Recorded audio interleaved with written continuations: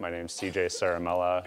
I'm a reporter for Reason Magazine, where I cover criminal justice, things like sentencing and policy, policing. I've also written for such venerable publications as Vice and High Times. Before I go any further, I'm going to let everyone go down the line and introduce themselves, a little bit about them and what they're here for. So, Niambi? My name is Niambi Tosh. I am the daughter of reggae legend Peter Tosh, and I am also the sister of Jawara McIntosh. And so I think that a lot of us have heard, communities that have been affected by this war on drugs. And when I think about my brother's story, I think that it's very important to understand what that looks like and what that felt like for my family. When my brother was arrested in New Jersey in 2013 on Father's Day weekend, we got a call, and just knew that he was arrested. And I thought that this thing would kind of pass. And it wasn't until 6 months later when he had his first hearing in court. And so he sat in a jail with, other inmates and had to stay there for 6 months before he even knew what he was charged for. During that time, we showed up with my family, my mom, and saw him shackled into a room in an orange jumper, and correctional officers just very rude to families and very rude to just the inmates, and that's when we heard the prosecution say that, would you accept a 20-year plea? And it was mind-blowing to think that, wow, that's when it was real. Like, that's when it's real, that this is what's happening in communities. And so 3 months later, he finally was able to make bail, but it wasn't until even in that point he was affected. And so he went back and forth to New Jersey for 3 years, pre-trial, going back and forth where we live in Boston, and then finally accepted a plea, just wanting to get this behind him. And so he accepted a plea in December of 2016. And then in January of 2017, he actually turned himself in and went back to jail. He was expected to only serve 6 months. A month and a half in, he was brutally attacked by another inmate in jail and suffered a severe brain injury. To this day, he's still in the hospital. And unable to communicate for himself, unable to do anything for himself. He was an advocate himself for cannabis. He was also heavily spiritual, a musician as well, and he also is a father of 4 children. And so when you look at kind of how families are affected and what that means when you hear kind of that phrase that's being thrown out throughout this panel, I want you to really understand when you hear about that incarcerated population, it's more than we can imagine, and it's a lot worse than what we think. And so I think that understanding how to now change policy to affect these families in a positive light and to really bring these families out of this devastation that it is. We have to think, a lot more critically about how to support, other people that are in this situation.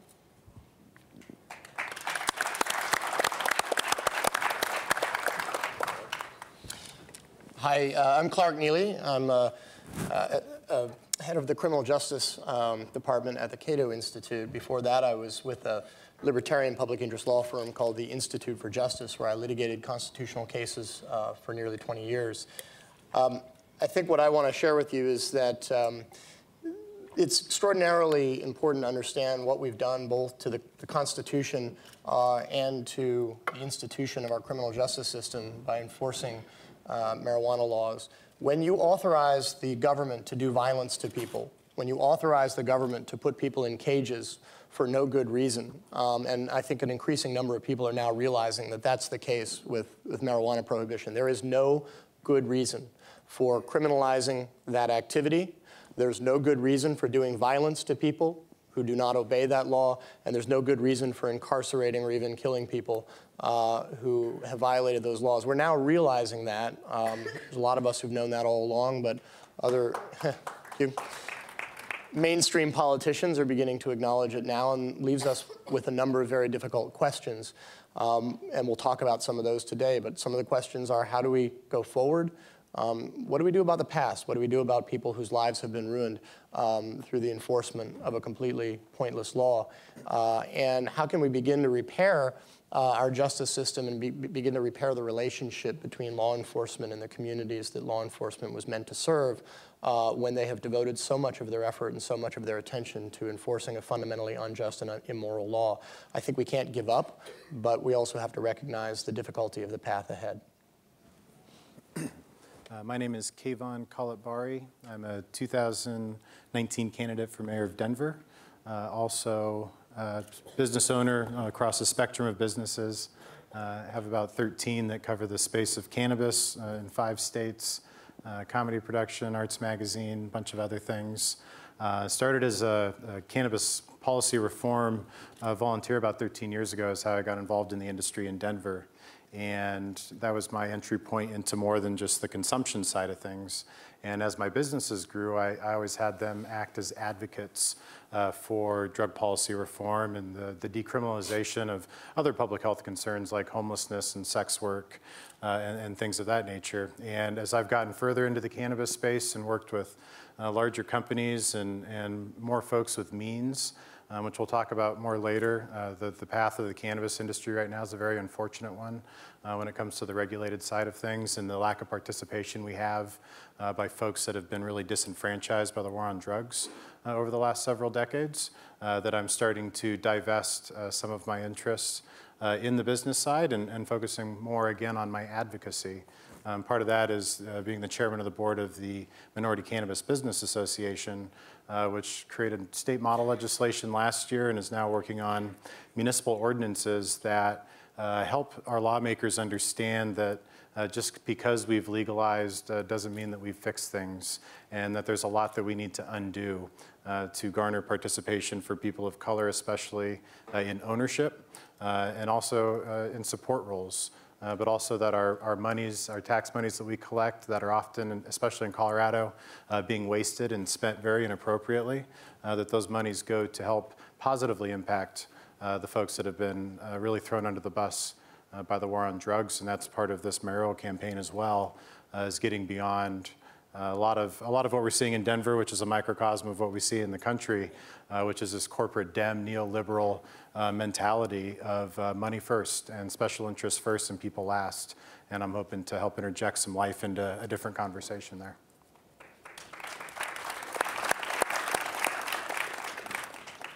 My name is Untitled. I'm a commissioner for the Massachusetts Cannabis Control Commission, which is the state regulating agency that is implementing the legal marijuana program there. And the somewhat unusual path that I took to get to that point was as an activist over the past 15 years.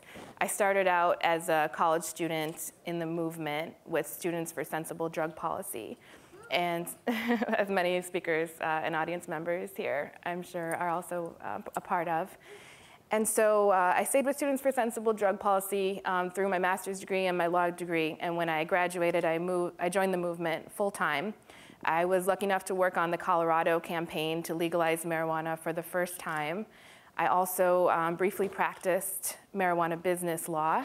And then I really wanted to find a new way to help get the marijuana industry more diverse and to get more women and people of color matched up with opportunities.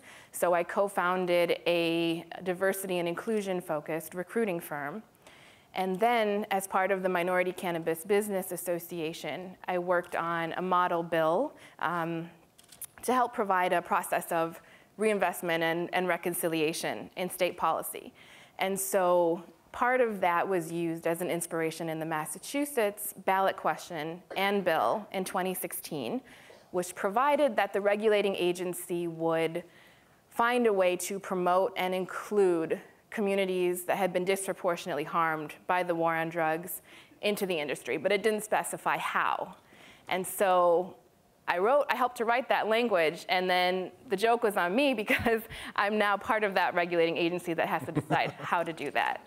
And so my current position is broadly working on how to safely and responsibly regulate the marijuana industry, but specifically to turn these concepts that I think most people agree on in terms of criminal justice reform and giving these communities a fair shot into practical policy that can be enforced in a way that is logical and transparent.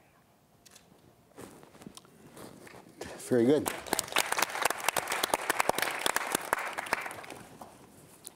Good afternoon, everyone. I'm Eric Sterling, the Executive Director of the Criminal Justice Policy Foundation. And I was reflecting, I'm 68 years old, and so it was 50 years ago that I first started smoking marijuana as a college freshman. I first testified for marijuana decriminalization in 1976 when I was a law student in Pennsylvania. So for 42 years of my career as a lawyer, I've been an advocate for reform in one form or another. I was a public defender and ran a normal chapter in the late 70s. And then I had the amazing opportunity to get hired by the House Judiciary Committee, Crime Subcommittee in 1979 to try to write federal law, and became a colonel in the war on drugs as a House Democrat during the Reagan years. My boss supported medical cannabis in 1982. That became one of my professional responsibilities, to learn about medical cannabis and to be an advocate for that. I had helped Bob Randall, the first legal federal patient, start the Alliance for Cannabis Therapeutics in his apartment on 8th Street. I left the judiciary, and I have to give Cato credit. Cato ran seminars during the 80s in their office across from the Library of Congress, and I would go over at my lunchtime to get indoctrinated by liberty working for the Congress. In 1989, when I started the Criminal Justice Policy Foundation, it was clear that we needed many different aspects of reform. And so I helped create the Families Against Mandatory Minimums to fight mandatory minimums. I helped start the Marijuana Policy Project and other groups. I've been involved with SSDP on their board since 2004. In 2013, Governor O'Malley named me to the Maryland State Medical Cannabis Commission. So I was, like Shalene, a medical cannabis bureaucrat for 4 years. I'll simply say that, I'm concerned. I've learned over these years that the heart of the criminal justice system is about the dehumanization of offenders. And so I hope we'll be talking then about what the reform of that might mean. And I'm just so proud to be with these very distinguished panelists at the first National Cannabis Policy Summit here at the museum on 4/20/2018. Yeah.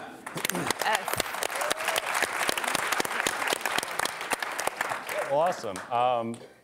Well, we heard a little bit from Yambi about what the drug war looks like on a personal and family level. A lot of people seem to think that marijuana is becoming sort of normalized, it's not a big deal, and that people aren't going to jail for this, and certainly not going to prison for a long time. But it is still a driver of a massive amount of interactions with the criminal justice system.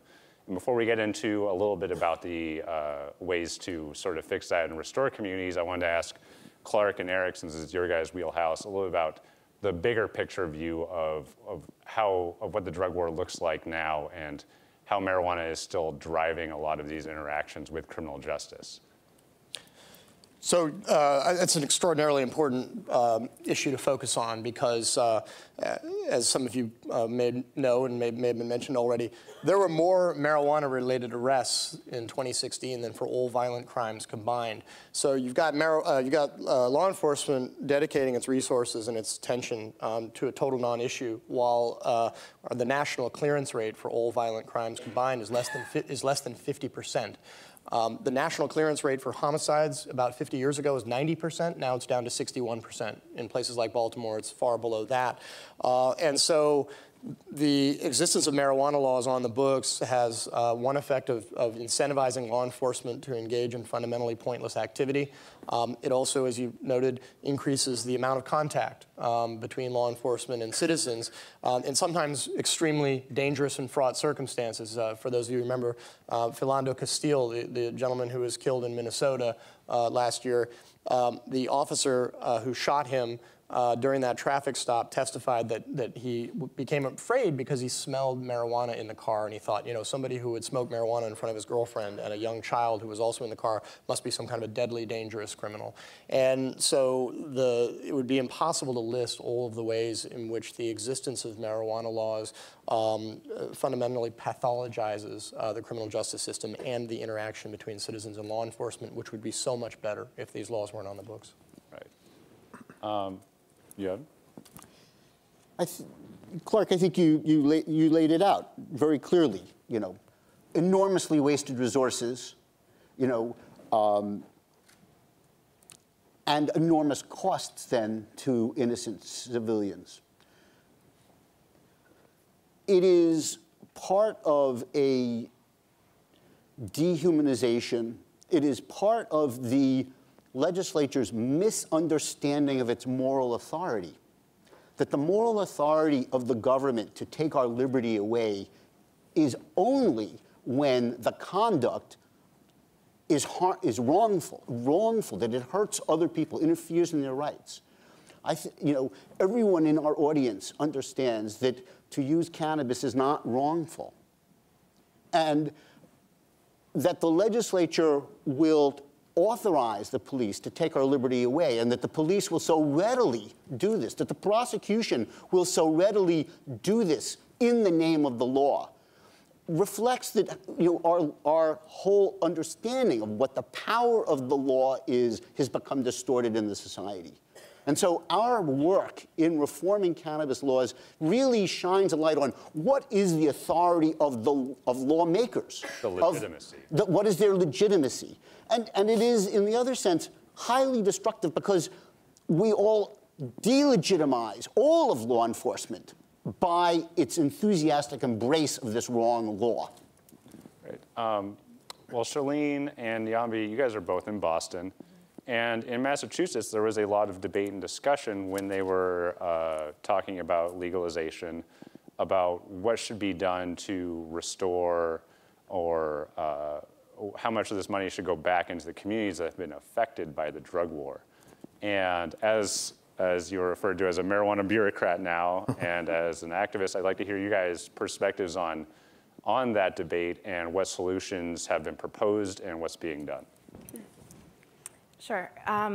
Well, let me say first that I think a really interesting kind of side conversation that's been touched upon is when we have these brand new agencies starting from scratch thinking about policies, it gets you thinking about how we can be more modern in the way that we enact policy and in terms of civic engagement.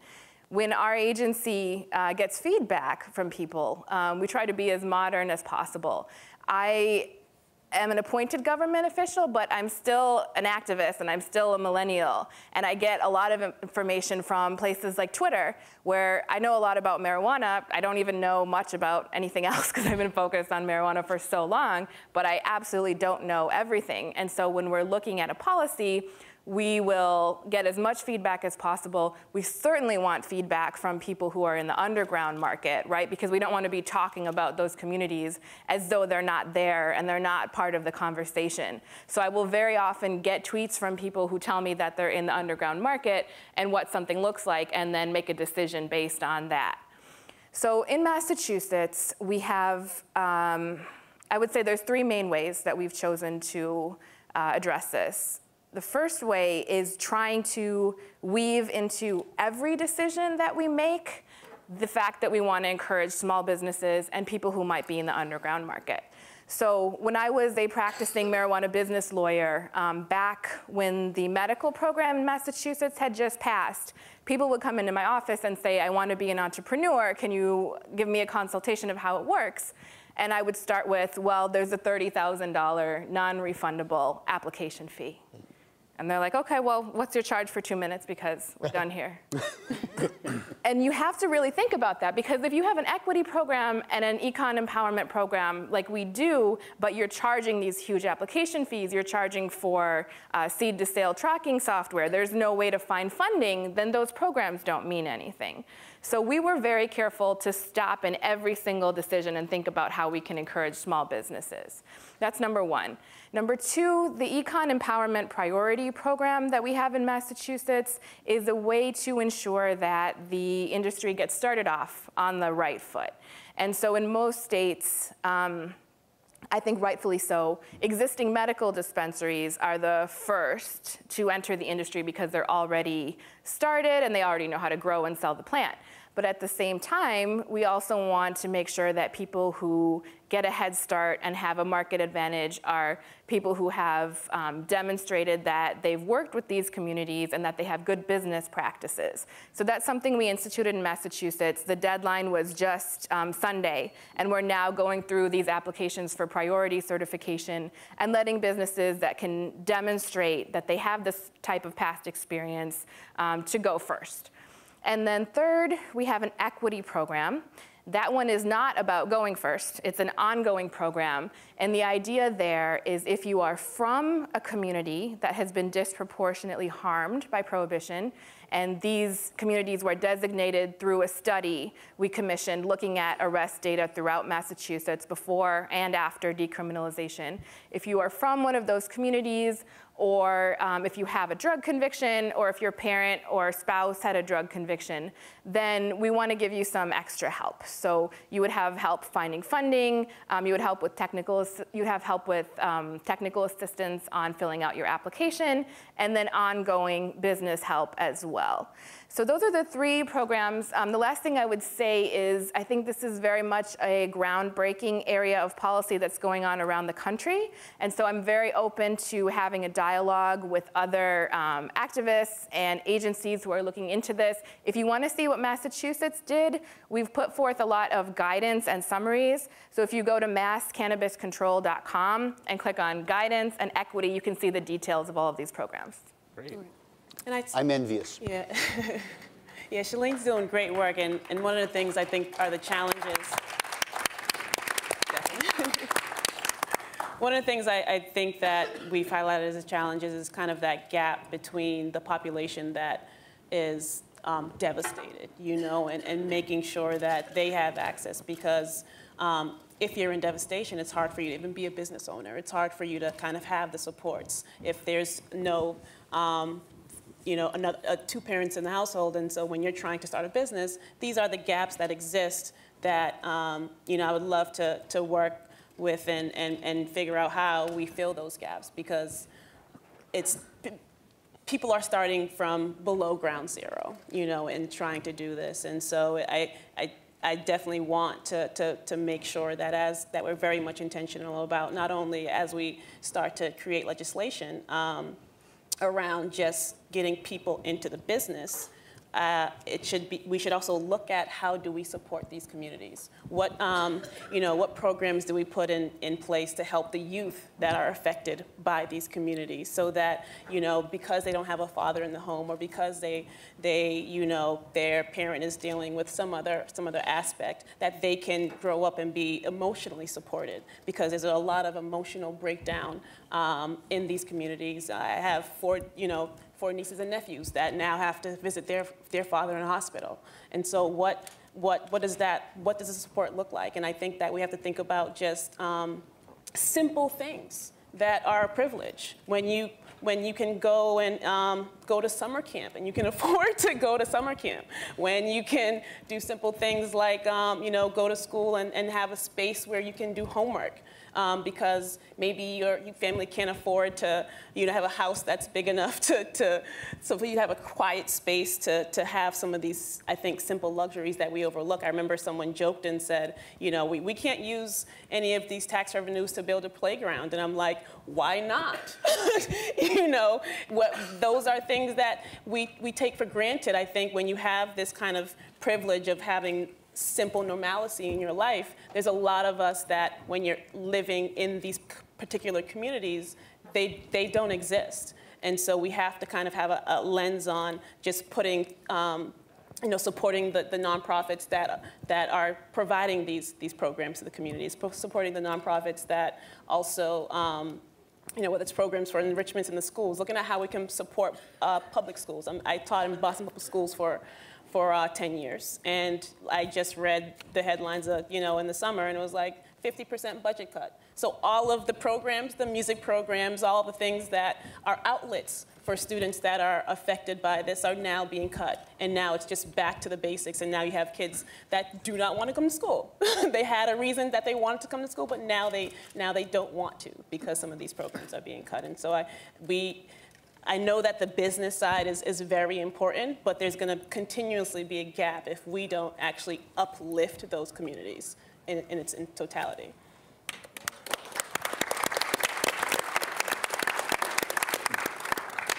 Yvonne, you were speaking pretty forcefully about this earlier.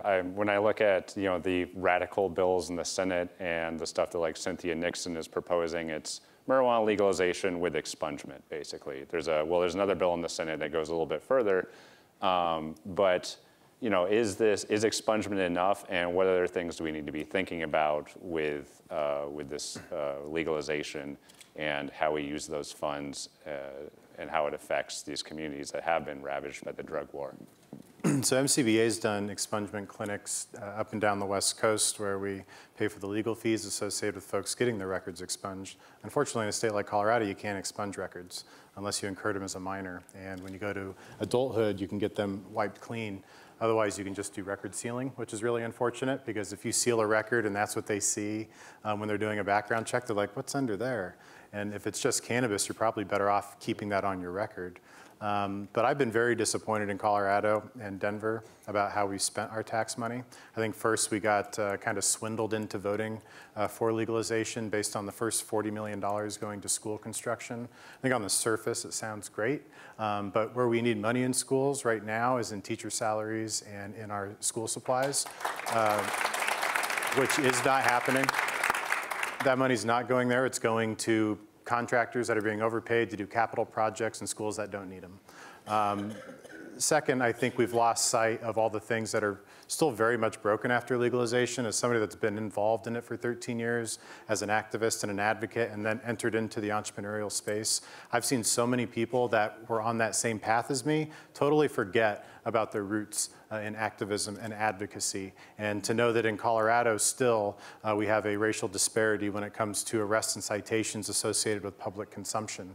Why are people being arrested and cited for public consumption? Because we don't have places to consume them, to consume cannabis. And why are they primarily people of color? Because that's where cops patrol, unfortunately. I passed a social use bill my office led in Denver a couple of years ago that was meant to try to cure that. And when the city rolled it out, we had put distance requirements on 1,000 feet from the perimeter of these to schools, which is just like dispensaries. We thought that was reasonable. The city, when they went through rulemaking, added parks and rec centers and treatment centers and playgrounds and pools and on and on and on until the only places where we could open these social use establishments were in the same poor neighborhoods, primarily filled with people of color that the city just a year prior had said were too concentrated with cannabis businesses and set a moratorium on licenses.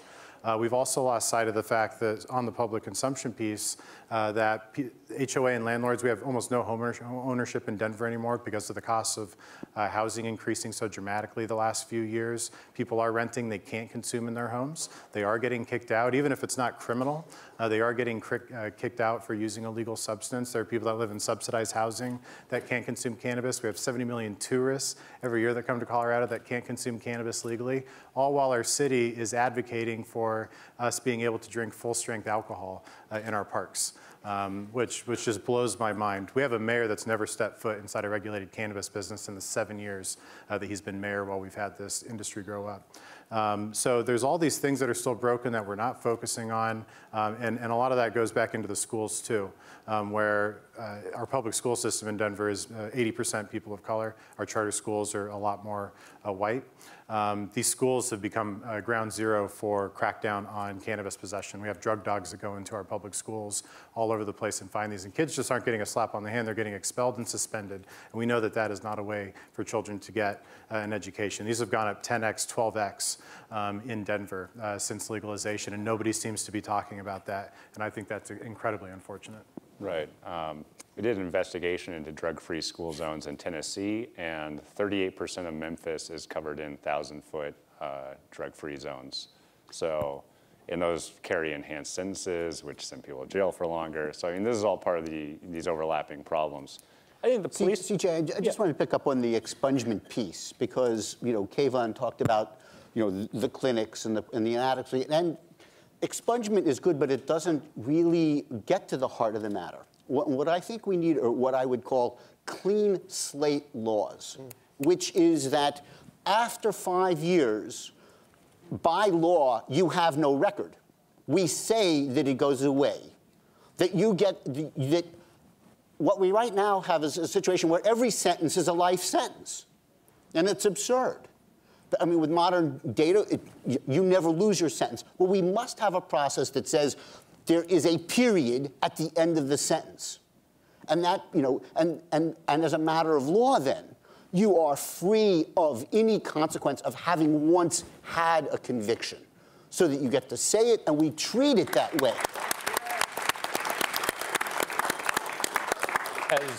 Have any jurisdictions tried that? Has any states or jurisdictions done it? No, we haven't gotten that far yet. It has not yet been sufficiently articulated, and of course, you know, it still reflects this fear that's in the society around who are the offenders.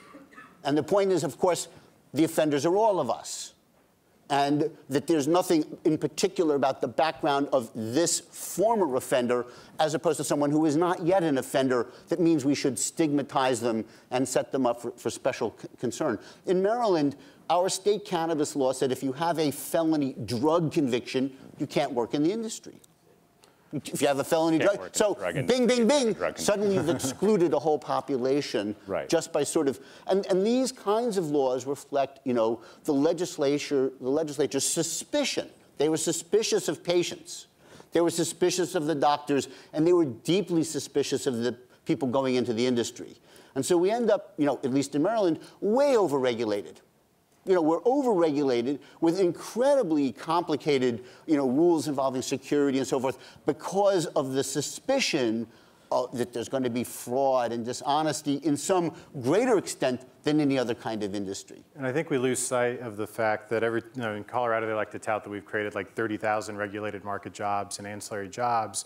Well, we also probably took away 20,000 from folks that were relying on distributing cannabis on a very small level to make ends meet, because they do have issues finding traditional jobs because of these criminal records, which is really unfortunate. And as someone that's been on the ground floor of 14 different jurisdictions that have executed these legalization laws, people aren't talking about equity. They're not talking about reinvesting in these communities because everybody's reinventing the wheel, talking about what about the kids, and what about driving, and what about packaging, and all the stuff that all these jurisdictions have already figured out. And if they just take their lessons, tell those people to shut up, and evolve this conversation, I think we could actually get somewhere, and that's what groups like MCBA are trying, and a lot of different groups are trying. But unfortunately, we're not getting traction because those few loud people that are saying, what about the kids, what about the kids, are getting all the attention. Right. I just want to go back one quick question, and then we're going to go to some Q&A for you guys. You're talking a little bit about suspicion and things like that. In New York City, 86% of the marijuana arrests were minorities, which is a pretty stunning number. And there was, I think, about 16,000 of them. Would you mind talking a little about policing? I want to talk about this bias here, because there's bias in policing. There's also bias in the industry itself and who gets licenses and things like that. And I wonder if you guys would. Well, I think there's no question that marijuana laws enable a lot of what we might call policing by proxy. And so the police suspect that a particular person is a bad person, is engaged in a lot of criminal activity, but they can't prove it. But the marijuana law prohibition becomes, you know, low-hanging fruit. So, you know, we can't get the person for what we claim that they did, but we can bust them for marijuana. You mentioned the drug-free school zone situation in Tennessee. I think actually Reason reported on this, that in some settings, law enforcement, when they're setting somebody up through a confidential informant to do a drug buy, the confidential informant will propose moving the transaction into a school zone in order to enhance the penalty, which starts to look a lot like entrapment, and frankly is probably a kind of a species of entrapment. So having these marijuana laws on the books facilitate this kind of, I would say, blatantly immoral policing by proxy, where you're essentially saying, well, I think you're a bad person, but I can't get you for the thing that I think you did, so I'm going to jam you up on a marijuana charge, even though there's nothing at stake there. For society, of course, there's a great deal at stake for the defendant. Yeah, and to pick it up, there's a great deal at stake for the cops because they get paid overtime. In Montgomery County, Maryland, the cops, when they're subpoenaed for court, get an automatic 3 hours of overtime pay, even if they're excused by the prosecutor. So every time their case is called, they know they're getting overtime pay. And so you can witness this. A cop will make a stop, he'll call for backup, more guys show up, they're all in the police report, they all get subpoenaed, they all get the overtime pay. It's called collars for dollars. So it's an extremely profitable. The other thing it's very important to recognize is that marijuana prohibition is like the Swiss Army knife for law enforcement. That if I'm a cop, I have a suspicion, a hunch that these people are dirty, and I go, okay, get them out of the car, I get them to search the trunk, and I find contraband, I find weapons, I find burglary tools. Well, now how do I justify that? Well, I smelled marijuana. I was looking for marijuana. When marijuana is legalized, this thing that allows the Fourth Amendment to be violated blatantly and widely is eliminated. And so cops are holding on to this one magic tool that allows them to justify, illegal searches. Let me add one thing. If we're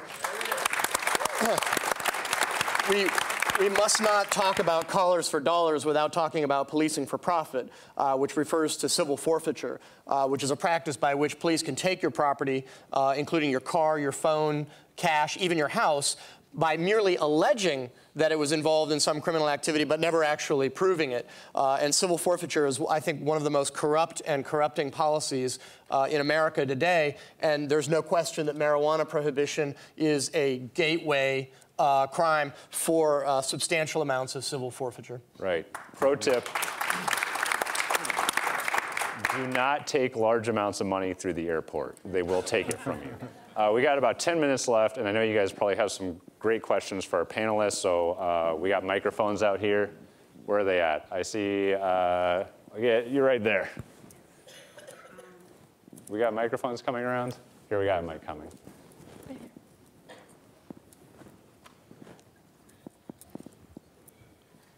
How you guys doing? Good, good. Tori Wallace with We Baked and Cage Free Cannabis. So 13 to 15 years ago, I know for Shalene and Kayvan and Eric before I was even born. So just to talk between 13 and 15 years, now those millennials are now 27 to 30 years old. So what blueprint has been left? What foundation has been left for anyone to see what you've done with your grassroots in order to go back in door to door to inform people of what's going on? I ask that because DC in the past 31 days, we've had 4 expungement events. I live in one of the last wards standing due to gentrification. No one was informed. The General Counsel that was just here on behalf of Mayor Bowser, they're having an expungement clinic right now. She didn't inform anyone. Where is the disconnect? How do we stop it from happening? Who is speaking on behalf of the minorities and the people in these communities? If we don't know, if we don't have social media, I wouldn't be here. We don't know.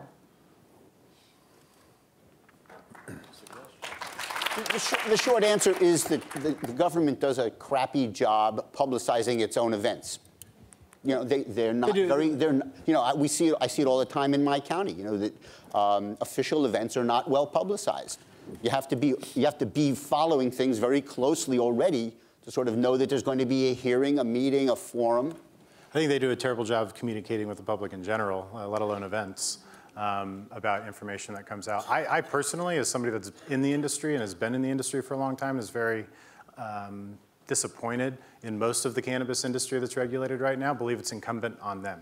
Those people have that opportunity to make money, to be in this for profit legally, because of what folks have done the last few decades trying to turn this around, to fight for legalization, to fight for this reform. It is incumbent on them to understand that they only have this opportunity because of those people, and they should be educating. They should be going to the city, going to the state, and understanding when these are, and pushing that out to their people. If they, you know, as somebody, again, that's worked in so many of these merit-based application processes and help people win licenses, people promise a lot of stuff when they apply for these licenses and do not effectuate that stuff on the back end. And I think if they did, that this would be a far different place and people would be far more educated than they are today. But there are other great organizations like SSDP that we mentioned earlier that is doing a phenomenal job with building awareness on college campuses with young people that have been a bit disconnected from what's happened the last 10 years, that might have been a little too young to care about it quite yet and be informed about it.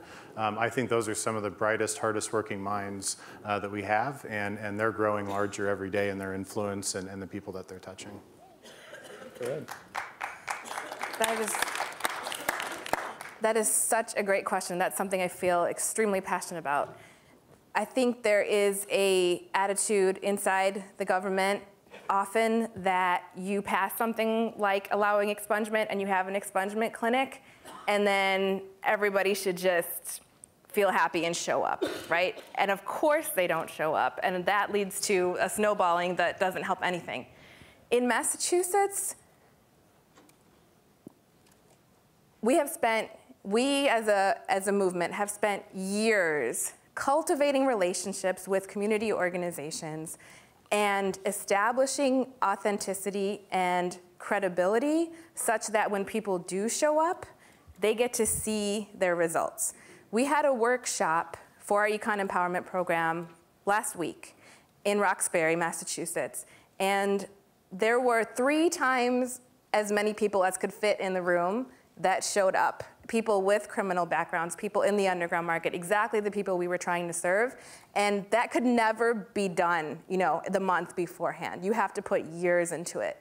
And the last thing I'll say about that is, it really struck me earlier when Eric said, this is all on a foundation of dehumanizing people who use or sell drugs or who have drug offenses.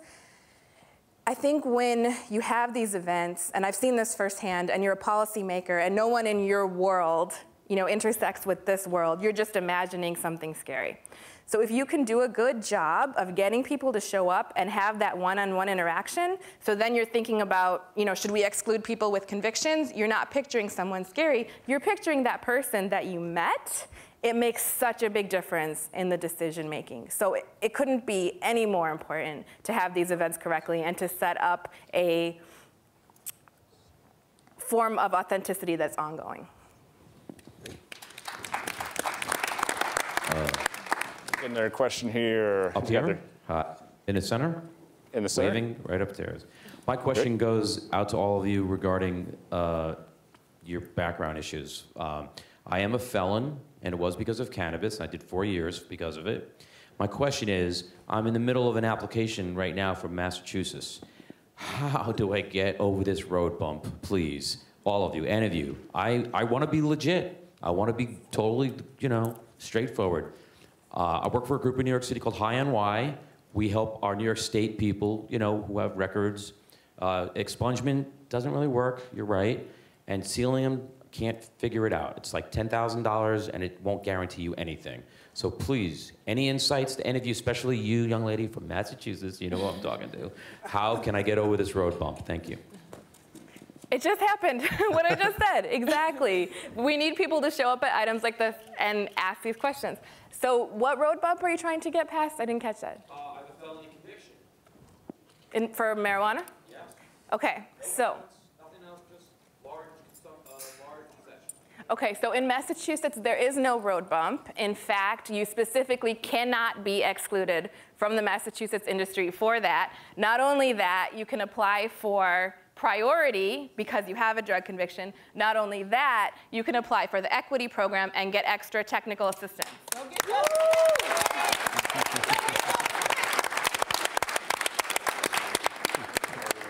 All right. We are running short. We got time for like one question. Get up. Yes. Hello? You got that? So I have questions. Please use the microphone. Hello? There you okay, go. that's right. Okay, awesome. So I have a question about the new up-and-coming entrepreneurs like myself.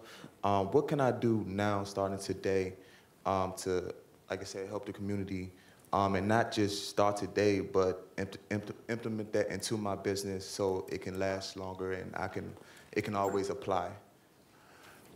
One thing that I would recommend is getting involved in the Minority Cannabis Business Association, selfishly. No, I think it's, I've noticed in a place like Denver especially that's incredibly white, that people of color do not feel comfortable in the cannabis industry. When you go to cannabis events, they don't even show up. So when MCBA held a networking event a couple years ago after a Women Grow event, and week's notice in a place that I'd never been to, 150 people of color showed up out of nowhere. I didn't even know there were that many people of color in Denver, honestly. And I think they're just striving for a network. We held an opportunity summit at the University of Denver that I helped lead a couple months ago that was there for just this issue, to help young entrepreneurs, to help young advocates find their pipeline into the industry, to find their conduit. And I think that it's a great place to deal with other folks that are going through the same issues, that are trying to find the same value in this industry. It may not just be having a license. There's so many ancillary opportunities in not just packaging and point of sale systems, but events and social use establishments and culture and fashion and music, and it's really endless. And I think helping people find out that there are other opportunities that aren't being pursued that are lower capital, but still have a huge upside and are probably more culturally appropriate to the folks that want to get in, I think that's a wonderful place to start. And also to be working with folks that understand, just like SSTP folks do, that this is much bigger than business, that there's a social obligation to the businesses that we run, and that's the kind of community we're trying to create at MCBA. CJ, could I take just a few seconds to sort of address that question of, can cannabis heal the criminal justice system? You have 15 seconds. Okay, so I want to say that, that I think that the drugs that are really going to heal the criminal justice system are heroin and the opioids, because that epidemic is leading to understanding the humanity of people who are suffering. And that we're now really in a cultural moment where the drug problem is being reconfigured around the country because of the extent of this kind of tragedy. And that once we understand once we accept the humanity of people who are using drugs, once we begin to say the purpose of drug laws should be to minimize suffering instead of being around offending, then we're going to have, I think, the kind of healing we hope to have. Well, people only care because it started affecting rich white communities, right? Heroin's been hurting people for a long time. Oh, yes. They did not start caring until it started affecting suburban white communities. Any final words? No, I think that we all need to understand that there's power is in numbers. And so a lot of people showed up, by themselves and asking how can they get into the industry. And so this is a time where you have to unite. You have to look for different networks to be a part of, to really make change. And this is a most important time where, joining different organizations, SSDP, Minorities for Medical Marijuana, all of the organizations that are out here doing the work, show up and have the support to really make the change that needs to be made. Great. Why don't you guys give our panelists a big hand?